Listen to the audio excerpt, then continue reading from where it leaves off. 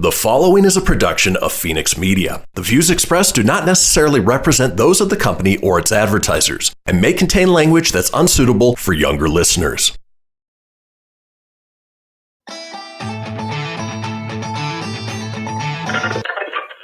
Laugh it up, fuzzball.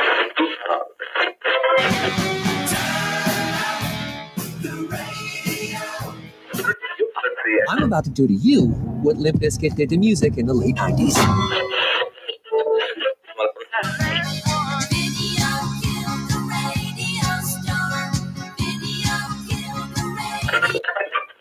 Surely you can't be serious. I am serious. And don't call me Shirley. Here goes the last DJ. Gentlemen, I wash my hands of this weirdness.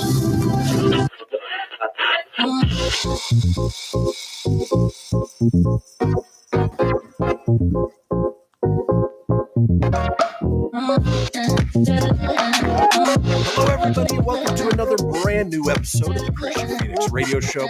It is Wednesday, June 9th, 2021. We are your daily dose of laughs and levity in a crazy, crazy world. I'm joined by my co-host, the Savage One, Mr. Tony Spark. Tony, how you doing today? Hey, doing pretty good, man. A little disappointed, actually very disappointed that my Avs lost last night. Now we trail. We're one game away from elimination. Our backs are against the wall. Yep, we've lost 3 straight. Lost in overtime last night. So now we go back to the great state of Nevada. We play game 6. And it's now must win all the way through. So hopefully we can force the game 7 back to Colorado. But if not, I mean, if you're going to lose to somebody, at least it's my home state, Nevada. So not that I want that to happen. And then Jokic of the Nuggets last night got the first ever MVP. So no Nuggets ever got an MVP before. So that was pretty awesome. And yeah, other than that, I'm doing pretty good, man. Pretty good.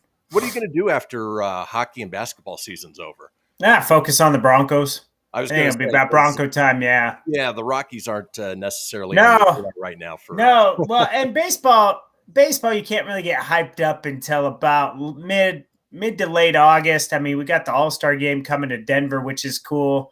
There's a softball game, JoJo, with the little girl. That's JoJo Siwa? Yeah, Siwa. She's coming to Denver to play in a celebrity game, so that's fun. Human glitter bomb? Yep, the human glitter bomb. It's funny you say it like on the birthdays today, too. Had no idea. I was today's years old when I realized that Michael J. Fox, Marty McFly, is the same age as my dad. Really?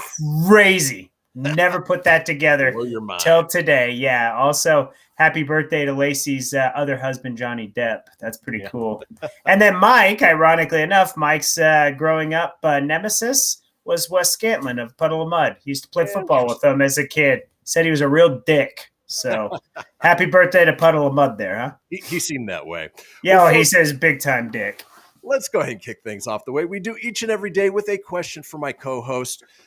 You know, Tony, there is so many exciting things happening on Mars right now with the rovers and the drones. What do you think is the most exciting thing that they could find up there during their exploration? Super Grover flying around. It's Super Grover! I'm on Mars! Ah! No, it would be great if they found they've already found some hints of water. It'd be cool to find like a life form. I don't know, like a creature or something up there. I think that'd be neat. But okay, what about let's find out. What's that? What about produce? That would be weird, but it'd be interesting. Well, that goes to say that amid immense interest in space exploration and the presence of life beyond Earth, people were left in a frenzy after a New York Times report claimed fields of watermelons found on Mars. Although the American news organization was quick to delete the article, calling it an error, it didn't stop netizens from having a blast online. On Tuesday afternoon, the article appeared on site, attributing the claim to the police, saying, authorities say rise of fruit aliens is to blame for glut of outer space watermelons, read the story, which was deleted less than an hour later. However, it got indexed on Google.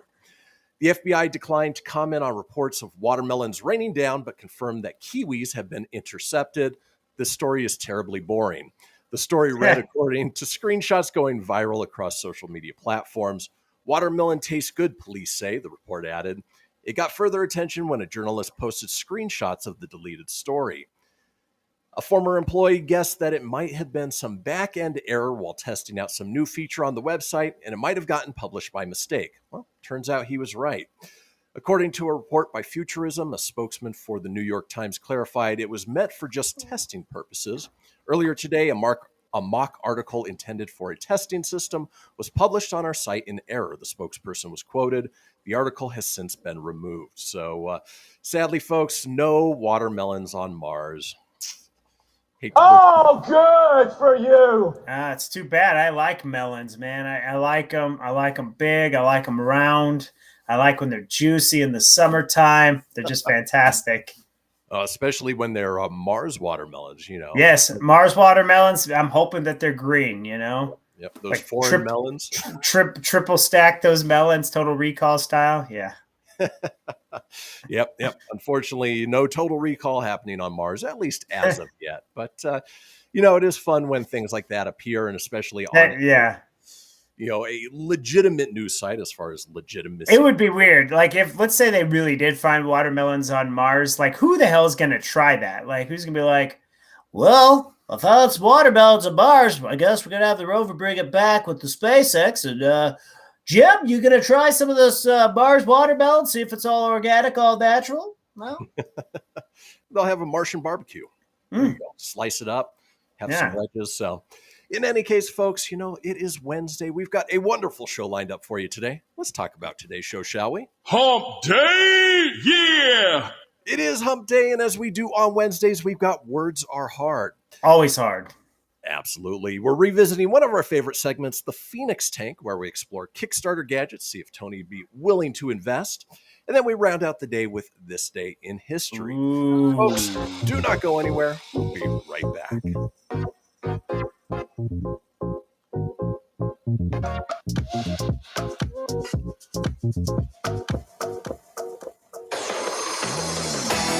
Behold my process. Ooh, yeah, let me tell you something right here. It's the Loot Crate subscription box, full of exclusive loot, fun surprises delivered to your door every month. Just pick up your favorite geeky genre, Daddy. From the original Loot Crate, the Loot Crate DX collectible boxes, dude. Cowabunga! To the Loot Gaming video game box. Woohoo! Yee-hoo! Wowzers! With crits starting as low as $11.99 per month, there's a box just about for all collectors. To get your geek on, head over to phoenixmedia.us/Loot Crate and claim your exclusive offer. That's FENIX media.us/Loot Crate. Great Scott! Snap into a Loot Crate, dig it? I spend a lot of time in the backyard, and I'm the center of attention at summer barbecues. In '96, I made some of the tastiest s'mores. And in '09, it was me, your backyard fire pit, that accidentally started a wildfire when a summer breeze carried one of my embers into some dry brush. Spark a change, not a wildfire. Visit SmokeyBear.com. Brought to you by the U.S. Forest Service, your state forester, and the Ad Council. Only you can prevent wildfires. Hope you enjoyed your meal. And I just want to say, he's lucky to have a brother like you. Lucky? Caring for my brother is far from easy. But he's a part of me, like my arms and legs, so I'll be his. No time for tired. Nothing can disable this love. He needs me, but I'm the lucky one, even though I need help now and then. If you're caring for a loved one, visit aarp.org/caregiving for care guides and community. Support for your strength. Brought to you by AARP and the Ad Council. What if I told you that a tornado was going to happen tomorrow, right where you live? That it would touch down at exactly 3:17 p.m., and I told you the exact path it would take. You would, of course, prepare. You would talk with your loved ones, and you'd make a plan today. It's true, I can't tell you a tornado will strike tomorrow, but shouldn't you have a plan anyway? Go to ready.gov/communicate and make your emergency plan today. Don't wait. Communicate. Brought to you by FEMA and the Ad Council. This is Mario Andretti. You know me as a race car driver, but I'm also a Meals on Wheels volunteer. I've raced against the sport's biggest personalities, but I've never met more vibrant, amazing people than the seniors served by Meals on Wheels. You can make a difference by dropping off a hot meal and saying a quick hello. So, America, let's do lunch. Volunteer your lunch break at americaletsdolunch.org. This message brought to you by Meals on Wheels America and the Ad Council. You're listening to Fenix Media. Listen live and explore more great shows at phoenixmedia.us.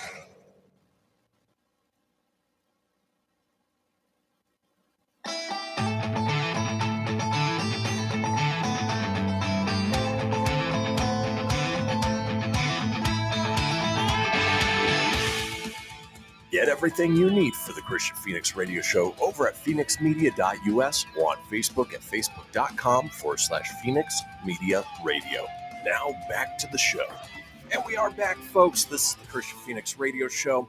And, we talk about it a couple times each show. It is the Fenix Line, our 24-hour day, 7-day-a-week voicemail line, giving you guys, the listeners and watchers, an opportunity to chime in on anything whatsoever.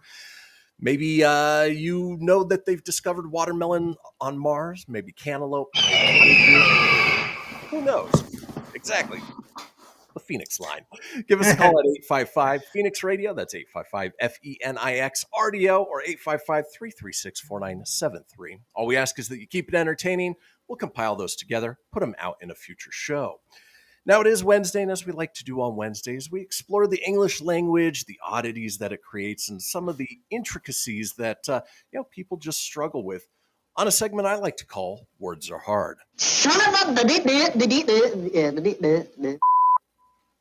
So today, Tone, you know what? I think I'm going to help you with some of your travel planning. We're going to be looking at some fun town names and how they ended up names.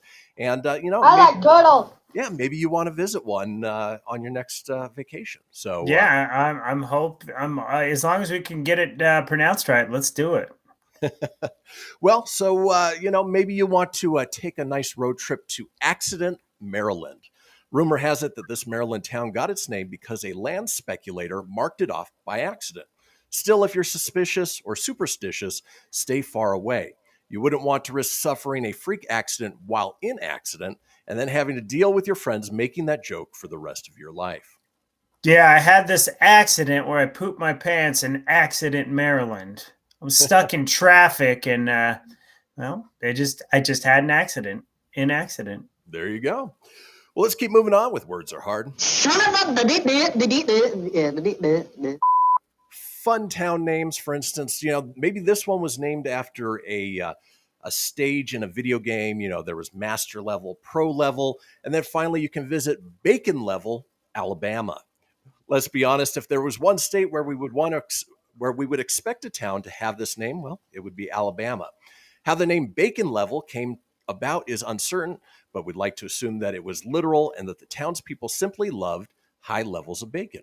The unincorporated community is near Roanoke and has its own Bacon Level Baptist Church. So praise Jesus and eat some pork. Yeah, man. Well, forget considering Melbourne, Florida, man. I might have to go to Bacon Level, Alabama. That's the highest of all the levels, right? Bacon level. Yeah, it is. It's the ultimist, baconatorist of towns. Well, let's keep rolling on. Talking Words Are Hard.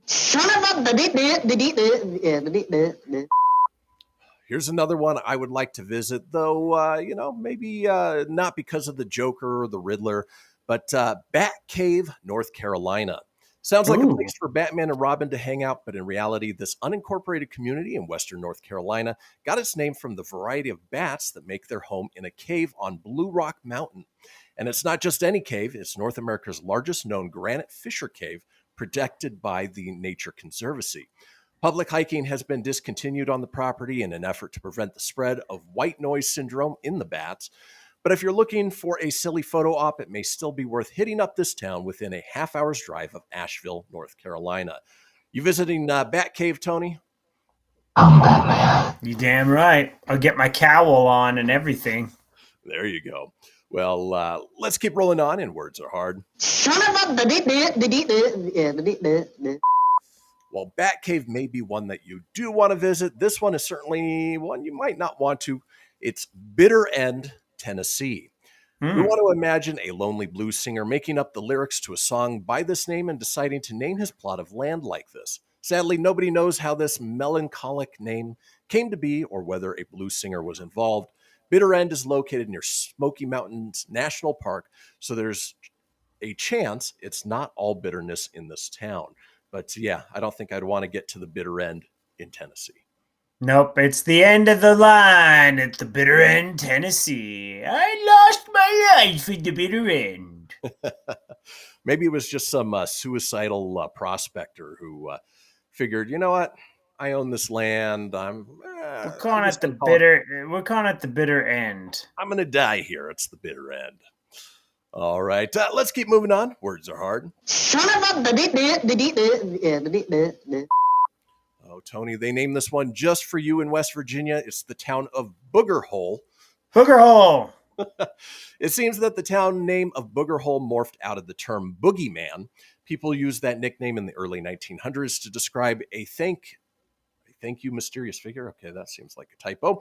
Responsible for a spate of murders and disappearances. Townspeople who were wary of the fear and trepidation in their community formed the Clay County Mob and posted notice in the newspaper stating they intended to drive murder and mayhem out of their community. The announcement said in part, "We have pledged our lives to drive these people from our county or kill them. If before you leave there is any stealing, killing, or burning, we will get the bloodhounds and detectives and run you to the ends of the earth." That put an end to the violence, but the mysterious tales and the town's name remain. So yeah, Booger Hole, West Virginia. I hear it's really green most times of the year, and I hear the people are really snotty. So yeah, probably very beautiful, but hard to pick out of a map. Yeah, absolutely. If you just flicked yourself there, you might hit the hole just right. Exactly, but that was a stretch right there. Yeah. Hopefully, you don't run up against any crusty citizens. So yeah. Let's keep rolling on with Words Are Hard. Not somewhere I would necessarily want to visit, but it exists. Boring, Oregon. Even though there is also a town named Boring in Maryland and Tennessee, this Oregon town takes the price for, again, typos, people editing, for taking its unfortunate name with stride. The town uses the tagline, "An exciting place to live." It is also a sister city to Dole, Scotland, and Bland, Australia. Despite what you may infer, the town wasn't named because of its lack of things to do, but instead was named after a Union soldier, William Harrison Boring, who owned land there. Still, I don't know. Sounds kind of like a snooze fest. Yeah, when I was a kid, I used to think Carson City was Boring Town, USA. But apparently, I thought it was. I mean, as an adult, not so much, but as a kid, so who knows? I might, like, if I want to wax nostalgia, maybe I'll go to Oregon and there you go. Be bored. Apparently, Boring is an exciting place to live. Yeah. How's your life? Boring. No, it's exciting, but it's boring. In Boring. Yeah. Let's keep rolling on. Words Are Hard. Here's one that hopefully they explain how it got its name next time you visit Bug Tussle, Kentucky. Okay. Bug Tussle may have the most country name in the U.S., and let's just say the competition for that honor is tough. As the story goes, the town got its name because seasonal workers who came to help farms during harvest slept in stacks of hay that were infected with doodle bugs. Doodle bugs? They are not as cute as their name would suggest. The workers are rumored to have complained that the bugs were getting so big they were having to tussle with them for sleep space. If the story makes you never want to visit Bug Tussle, we don't blame you. I wouldn't want to visit either. Bug Tussle, USA. We're going to have some camping fun. We got doodle bugs and love bugs. You're going to have a good old time. Yeah. Let's keep rolling on. Words Are Hard. Not quite sure which way to go with this. Maybe the euphemism, maybe the hostess treat, but either way you can visit Ding Dong, Texas. According to legend, a practical joke led to this town's name. Bert and Zulis Bell founded the town in the 1930s and operated a country store. They needed a sign, so they hired a painter to create one for their store. Another store owner urged the painter to play a joke. He suggested painting 2 bells on the sign with Bert's name on one and Zulis's name on the other, and adding the words ding dong underneath. The painter followed his lead, finished the sign, and the bells put it up. From then on, townspeople called the place Ding Dong. The unincorporated community is situated on the Lampasas River, 8 miles south of Killeen in central Texas. You going to visit Ding Dong, Texas next time you're there, Tone? Yeah, I'll get right on it. It would have been funny if Ding Dong, Texas was found by Bert and Ernie. Hey, Bert, we're going to eat some Ding Dongs. I can't do a good Ernie voice. It's more like Kermit the Frog a little bit. Ernie's voice is kind of like that. A little more like that, Bert. Slightly different, yeah. Bert, we're going to make love tonight in Ding Dong, right? Well, let's keep exploring fun town names here on Words Are Hard. Not sure I want to visit this place, but maybe the Yendras know of it. It's Funk, Nebraska. We'd like to report that this town got its name because its funk simply could not be contained. Sadly, the reality is much less interesting, as it was simply named after early settler Philip C. Funk, not Philip J. Fry. Philip J. Fry, huh? Still, we can only hope that the residents of the town take the opportunity to walk down the street listening to Uptown Funk, Funky Town, or any other funk song. Have you been there, Tone? Visiting What the funk? No, but if it smells like funky Philip J. Fry, then I've driven past it in Oogalala. Smelt the funk. Oh, there's many towns. Oogalala. All right, and then finally here on Fun Town Names on Words Are Hard. I guess the last place anybody would want to visit, Hell, Michigan. It turns out Hell isn't in the underworld, but a mere 15 miles from Ann Arbor. We can't really decide if this town is trying to be metal or if it's trying to warn you to turn back and run away as fast as you can. The townspeople also don't seem to know. Theories about the origin of the name go to both extremes. One says it comes from the German word for bright. Another says that Western settlers hated it because of the mosquitoes and impenetrable forests of the area. We may never know the truth, but certainly if you want to, you can visit Hell. Go to Hell, Michigan. That's great. I thought you were going to mention Purgatory, Colorado. Been there camping. It was weird. I bet it's on the list, huh? It is on the list, but yeah, sadly, it does exist. I've actually been there. Yeah, we didn't have enough time to get to it, but maybe we'll revisit this on a future Words Are Hard. Folks, don't go anywhere. When we come back, we've got another edition of the Phoenix Tank. Ooh. Don't go anywhere.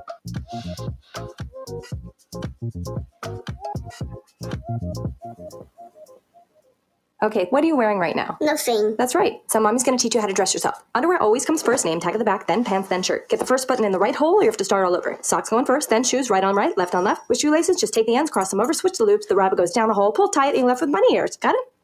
Why are your pants on your head? Most parenting is hard to do in just 2 minutes. But 2 minutes twice a day making sure they brush their teeth is easier, and it could help save them from a lifetime of tooth pain. Visit 2min2x.org to find out more. A message from the Partnership for Healthy Mouths, Healthy Lives, and the Ad Council. This message is for all of you sitting in the passenger seat. And apologies if it gets a little uncomfortable. But how does it feel to be at the mercy of someone who thinks a random text is more important than your life? Someone who takes their eyes off the road while speeding along in a 3-ton hunk of steel. Freaky, right? Well, why not just ask them to stop? Or better yet, volunteer to text for them. It might be a little awkward, but believe me, you'll live. Learn more at stoptextstoprex.org. Brought to you by the Ad Council and the National Highway Traffic Safety Administration. We are live outside the home of Joe and Rosie Goddard, where a pretty big tickle fight broke out just minutes ago. Sources say their father instigated the laughter. Let's go inside for a comment. Apparently, they have no comment. Dads, let this be a reminder that it only takes a moment to make a moment. Call 877-4DAD-411 or visit fatherhood.gov.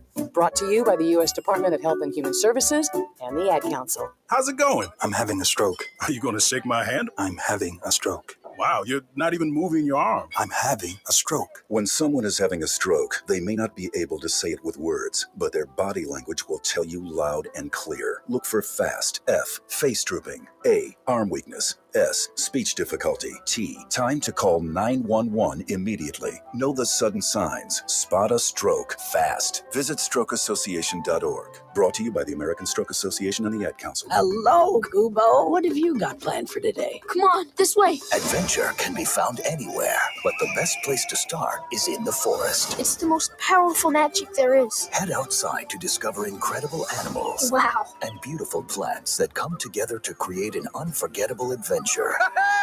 So grab your loved ones and explore a world of possibilities. Visit discovertheforest.org to find the closest forest or park to you. Brought to you by the Ad Council and the U.S. Forest Service. My teacher said that we should have a plan in case of an emergency. Do we have one? First thing I'm going to do is grab a flashlight with dead batteries. I'm going to start randomly throwing clothes in the bag. You two will be hiding in the closet and Dad won't be able to find you. And that's when we both start crying. Uncontrollably. Can you pass the cutlets? Winging it is not an emergency plan. Make sure your kids know what to do during an emergency, who to call, where to meet, what to pack. Search Ready Kids at nyc.gov or call 311. Brought to you by the New York City Office of Emergency Management and the Ad Council. You're listening to Fenix Media. Listen live and explore more great shows at phoenixmedia.us.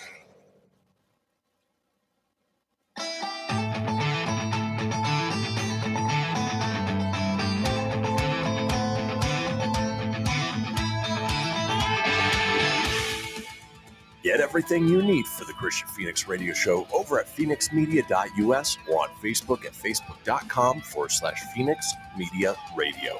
Now back to the show. Indeed. This is the Kristian Fenix radio show, and we are all over social media with many of you watching us as we speak on Facebook Live or YouTube Live. Now, you can also enjoy us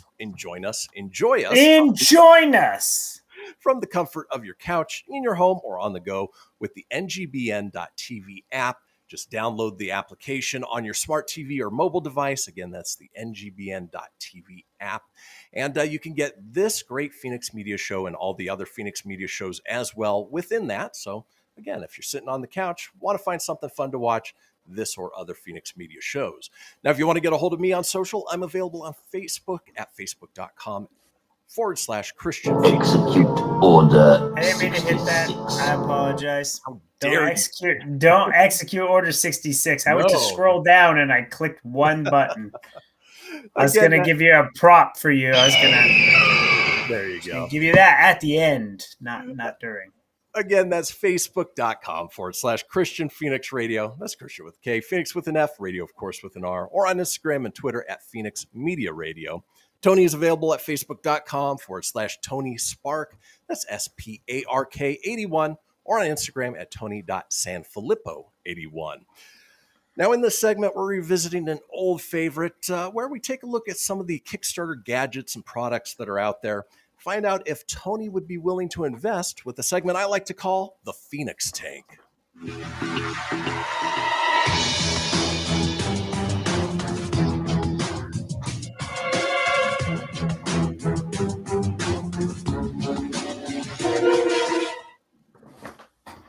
I was sort of expecting the Phoenix sound there. Oh, well. Yeah. All right, first up on the Fenix Tank, let's go ahead and pull this up, Tony, is the Fingerbot Plus, the ultimate robot to automate everything. They are seeking $20,000 goal, which they have far exceeded at this point for $201,334. Here's the explanation of what the Fingerbot Plus is. It says, from telling bulbs to change colors to turn off a smart socket on your phone, smart controls have made our lives much easier. But there are also scenarios where a modern smart solution is expensive, troublesome, or even cannot be found. These traditional devices have one thing in common. They all have buttons and switches for your fingers to control. To this end, we created Fingerbot Plus to help you smartly control 99% of existing buttons and switches and eventually give you smart control over your appliances.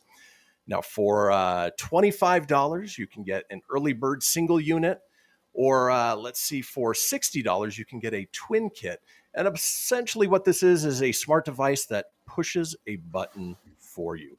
How lazy do you have to be? Yeah, that's a button pushing a button. And you know what, Christian? I don't give a shit. That's a no for me, bud. Not investing because that is just straight lazy. Like I admire the smart, the smart plugs where you download the app. I use them to turn on the lights and stuff. I set timers so that way, if I'm not home from work, when I get home, at least the lights are already on and all that good stuff. And they don't run all day. They just come on at a certain time. They shut off at a certain time. And I just have to touch one button if I want to shut it off early, and that's open up my app on my phone and shut it off. I don't need to go to this device and press a stupid button. And I think the ultimate irony here is that there is a button to turn on the button pushing button. Even worse, there's a lot of buttons. I mean, it's got a cool name, Fingerbot. When you wanna bang with friends, Fingerbot, you're gonna press a damn button. Fingerbot, you wanna be a lazy asshole, Fingerbot. Fingerbot, now available on Amazon. Needless to say, you're out. I'm out, yeah. All right. Well, maybe that's not for you, but perhaps this next one is. Uh-oh. Looks like a submarine, man. It totally looks like a submarine. This is called the Chicken Stone. Yeah, it is. They were seeking a goal of $6,500. Again, have exceeded that at this point with $61,213. Tony, looking at the picture, what would you assume that it is? It looks like a woman's plaything. It does look that way, and of course, if you watch the video, very, very up, large, and in charge. You know what I mean? It's kind of like the Magic School Bus wants to go traveling in Clitty Town. Right. Well, the Chicken Stone is not that, even though it looks that way. The Chicken Stone is a beautiful new tool. Yeah, beautiful. Quicker. Yeah, beautiful big green. Yep, it's Kermit.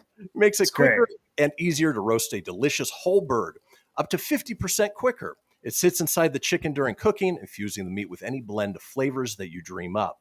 There's nothing better than the company of family and friends, especially now. And there's one iconic meal that always brings us together, whatever the occasion. Now you can take that classic to a whole new level. And Tony, you can get your own Chicken Stone, let's see, for $56, which is the opening price, or you can get two sizes for $118. It does slide inside of a raw turkey, not turkey, chicken. Yeah, I bet it does, but it slides right in. Tony, is the Chicken Stone something that you're going to be picking up? Hi, friends. Looking for a fun barbecue? Well, come over to the Spark household, where I have the Chicken Stone. Yes, it looks like a big giant green dick, but I promise you, this thing cooks your chicken real quick. Chicken Stone. Not brought to you by the Spark Network. Yeah. No, dude, that thing would be so distracting. Just based on picture, I don't know the actual size of this thing, but like it could look like a couple things, right? Could look like a bomb, like a little pipe to smoke the MJ right out of the giant wang danger. Like nothing about that screams like he cooks chicken. I see a submarine and a giant penis at the end of the submarine. So no. Yeah, it might cook a delicious chicken, but it's not something I necessarily think I want sitting in my kitchen cabinets. No, and you know what I would do for $56? I would probably save my money and put that towards a Traeger grill or something. Something that actually works well, While that's more pricey, I would probably take that money, invest it in something a lot better than Chicken Stone. Well, maybe you won't be investing in that, but perhaps you'll be investing in this. It is the Importance of Being Earnest documentary. They're seeking a goal of $60,000. So far, I've raised $31,688. Somehow the button-pushing button raised $180,000 more than its goal, but this was only halfway there. Something's wrong with this picture. Needless to say, through 9 feature films, an Emmy Award-winning TV show, and thousands of television commercials, Ernest P. Worrell became a beloved comedy icon. Originally created as an advertising character, Ernest transcended these humble beginnings to become an unexpected hit, given life through the creativity of an indispensable team of artists, as well as through the unparalleled talent of Jim Varney. Today, 2 decades after Varney's death, both Ernest and Jim seem to endure largely as pop culture footnotes, or worse, as easy punchlines. But there's more to Ernest than that, and this documentary film will guide viewers through the entire Ernest epic, boy, words are hard today, to examine the shelf life of a phenomenon. And so, if you want to get your hands on it, you could get the digital photo pack for $15. You can get the PDF book download for $25, or the digital documentary download for $35. Tony, the importance of being Ernest documentary, something you're investing in?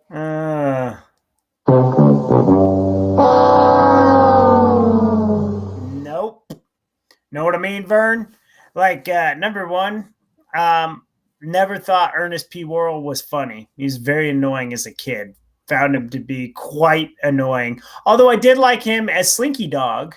I liked him being the voice of Slinky Dog in Toy Story, the original one. I think he was in 1 and 2, and then he passed away, I believe. But you don't appreciate that he saved Christmas, or that he went to camp, or I think he saved Halloween at some point too. No, but you know what? In Ernest Goes to Camp, one of my things I remember him fighting with was a turtle.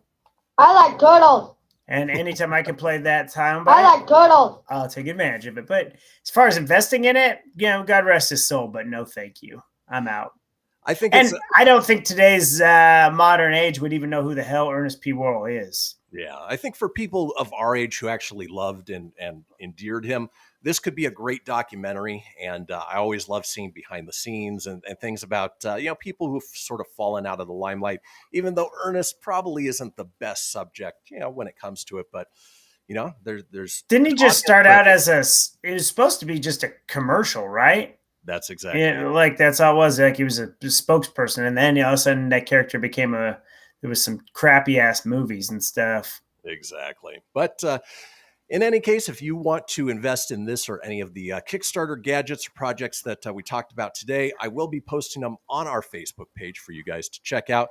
Invest in if you'd like. But that does it for another edition of The Fenix Tank. Ooh.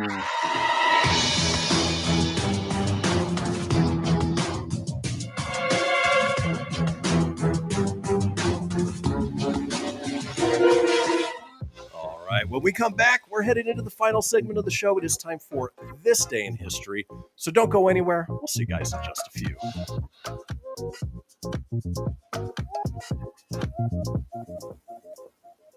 This is Mario Andretti. You know me as a race car driver, but I'm also a Meals on Wheels volunteer. I've raced against the sport's biggest personalities, but I've never met more vibrant, amazing people than the seniors served by Meals on Wheels. You can make a difference by dropping off a hot meal and saying a quick hello. So, America, let's do lunch. Volunteer your lunch break at americaletsdolunch.org. This message brought to you by Meals on Wheels America and the Ad Council. People been saying to your friend, get a different face, and posting on their feed, they're super ugly. The things they say to them online are cruel and they're not true. So tell your friend, I'll stand up for you. Don't worry, I know what to do. Know someone being bullied online? You can be a witness and make a difference by letting the world know it isn't cool and by letting your friend know you care. Learn more at eyewitnessbullying.org. Brought to you by the Ad Council. Hope you enjoyed your meal. And I just want to say, he's lucky to have a brother like you. Lucky? Caring for my brother is far from easy. But he's a part of me, like my arms and legs, so I'll be his. No time for tired. Nothing can disable this love. He needs me, but I'm the lucky one, even though I need help now and then. If you're caring for a loved one, visit aarp.org/caregiving for care guides and community. Support for your strength. Brought to you by AARP and the Ad Council. Allison is perfect. I mean, she'd never tell you that. She's humble and perfect. She likes everyone. She even likes her untidy roommate's weird guinea pig. Allison, wait, are you texting and driving? Allison, no. That's the exact opposite of what I was just saying about you. Why, Allison? Why? Texting and driving makes good people look bad. Visit StopTextStopWrecks.org. Brought to you by the National Highway Traffic Safety Administration and the Ad Council. I'm Paul George of the Indiana Pacers. When I was 6, my days were spent playing basketball. When I was 6, my dream was to make it to the NBA. When I was 6, my mom had a stroke. So I want you to learn to spot a stroke fast. F-A-S-T. F, face drooping. A, arm weakness. S, speech difficulty. T, time to call 911. I'm Paul George. Spot a stroke fast. Visit strokeassociation.org. Brought to you by the American Stroke Association and the Ad Council. My name is Lola Silvestri, and I'm going to be 95 this year. I was very independent. I fell, and I had to have Meals on Wheels. America, let's do lunch. 1 in 6 seniors faces the threat of hunger, and millions more live in isolation. Drop off a hot meal and say a quick hello. Volunteer for Meals on Wheels by donating your lunch break at americaletsdolunch.org. This message brought to you by Meals on Wheels America and the Ad Council. You're listening to Fenix Media. Listen live and explore more great shows at phoenixmedia.us.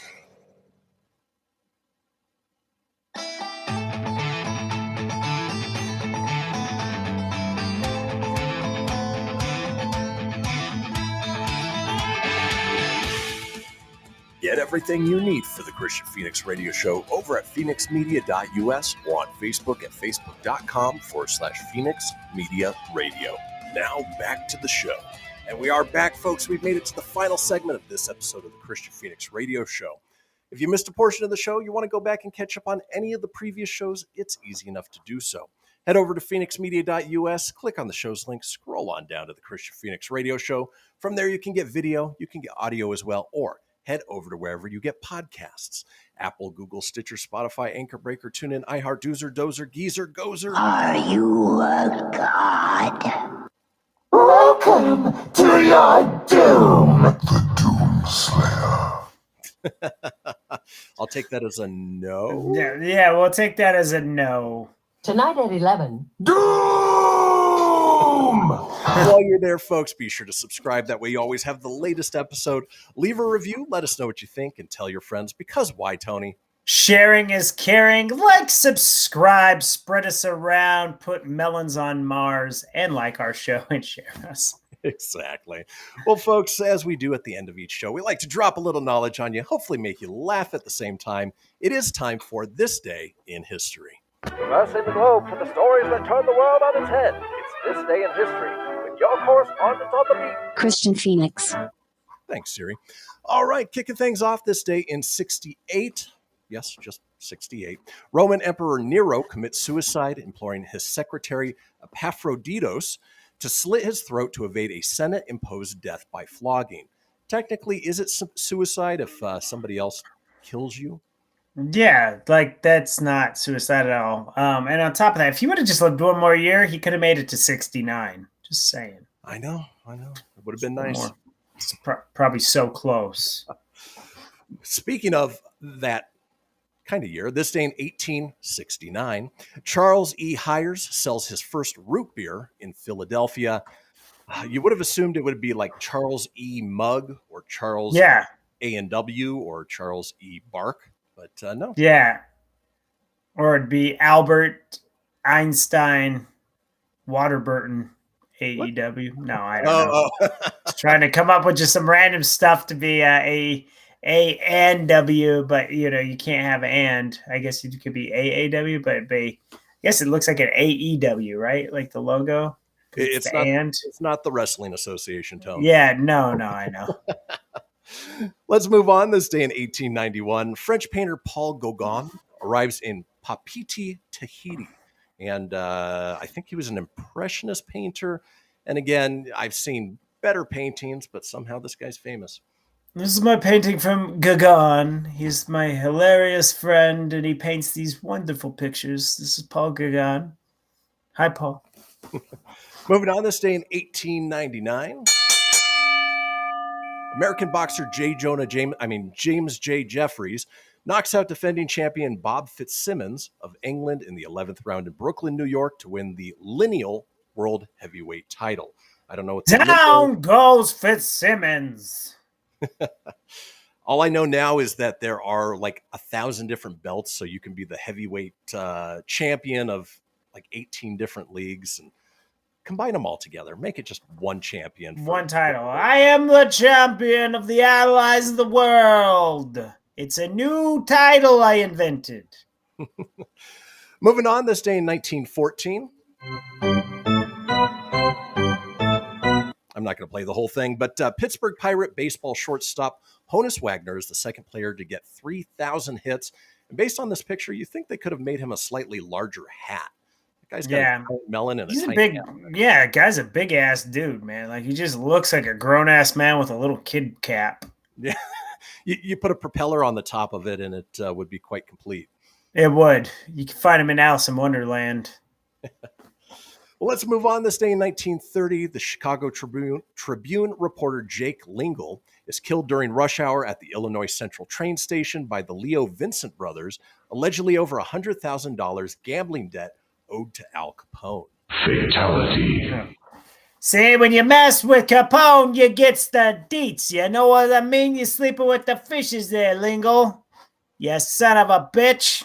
He definitely got the Chicago overcoat. Yep, sure did. In Chicago, man. Still the shooting capital of the world, it seems like. That would be a fun words are hard to re-explore is the old-timey lingo. Yeah, we did that. We haven't done that in a long time. We used to do the old-timey segment. Yeah, back in the early days of the show. Yep.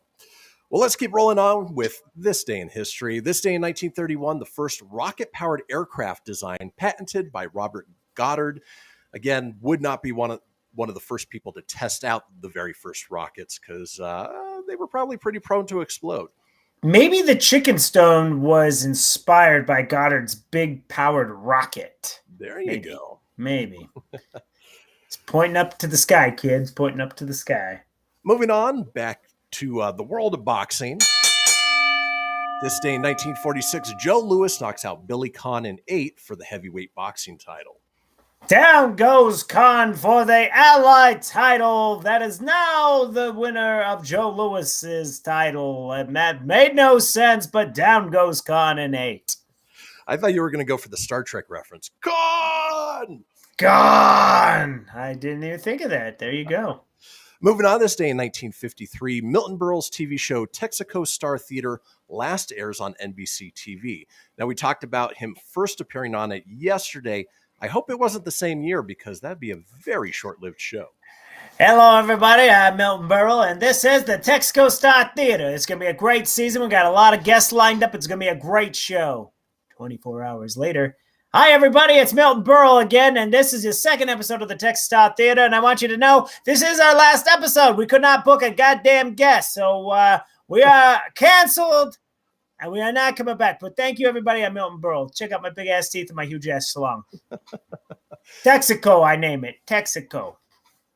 Yeah, the show didn't last quite as long as its giant member, so. Yeah. He was a member of the Texaco Club.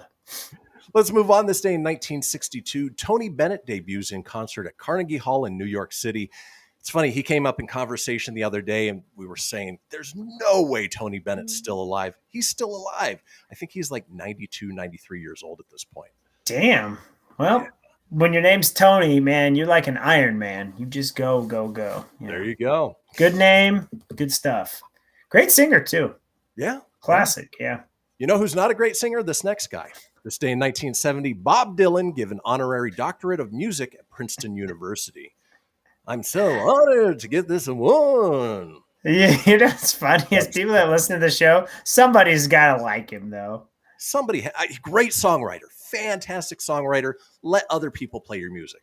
Just don't sing, please. It's kind of like Dave Mustaine. Great, writes great music, has pretty decent lyrics. But sometimes anything like this, and never again. Yep. Insists on being the singer. Let's keep rolling on in the world of music. This day in 1972, Bruce Springsteen signs a record deal with Columbia. Again, not a huge Springsteen fan. I think his music's overrated. Probably still a better songwriter than a singer as well.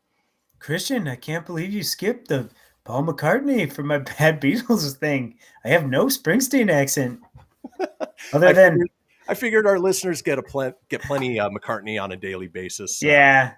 Probably okay. That's okay because the accent is really bad. Let's keep rolling on. This day in 1978, Johannes Gutenberg's Bible, the first book produced using the printing press, one of 21 complete versions, sells for $2.4 million in London. And of course, we talked about last week the Gutenberg Project, which is a free resource for online books. Obviously, this is where that got its name from. I wonder if that's where Steve Gutenberg got his name from. Probably, It's from the first Gutenberg printing Bible press compared to the Police Academy series. What more could you ask for? Yeah, you could ask for 3 men and a baby is what you could ask for. There or maybe 3 men and a little lady. I don't know. Moving on, this day in 1980, comedian Richard Pryor suffers burns from freebasing cocaine in a hotel room, which I'm sure he had to pay for the damages for.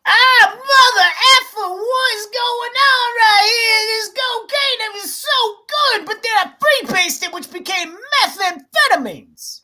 I don't even know if that's how he talks, but today that's how he talks. I don't even know if that's true, if cocaine becomes methamphetamines, because that's not exactly in my realm of knowledge. So yeah, I don't know. Speaking of hospitalizations, this day in 1990, Michael Jackson is hospitalized with inflamed rib cartilage. I didn't even know that was a thing. I didn't either. Hey, Bubbles. Bubbles, my ribs hurt. I think it's McRib. Definitely McRib, Bubbles. Moving on, this day in 2013, Edward Snowden publicly makes his identity known as the leader of NSA documents. He's still hiding out somewhere, right? He must be. Snowden, hello. You will never find me. Oh, and then let's see. Finally, here in this day in history, this day, 2019, the 73rd Tony Awards, Hadestown Best Musical, The Ferryman Best Play, and Bryan Cranston is Best Actor, Best Performer. I don't know what it is for the Tonys, but Walter White won a Tony. And you know what the best awards are out there? The Tony Awards. The Tonys. Yep. You love win it. If you can win, I like them because they're big, they're iron, they last a long time. It's a good name. So good to get you an award show. Before we head out for the day, let's run down some of today's holidays, where we talk about the things that we like to celebrate. For instance, today is Donald Duck Day. I'm surprised there wasn't something talking about the first appearance of Donald Duck, because I assume I can't do it today. Yeah, that's all right. Normally I can. Not today. Today is National Earl Day. I guess if your name is Earl. The Earl of Sandwich, yeah. It is National Strawberry Rhubarb Pie Day. Yum. I like strawberry. It is World APS Day. I'm not even going to try and pronounce what that syndrome is. And then finally, it is Writers' Rights Day. So if you're a writer, you've got rights. Folks, that does it for today's episode. We will be back tomorrow on Thursday with Florida Man. We'll see you all tomorrow. Go Nuggets. Peace.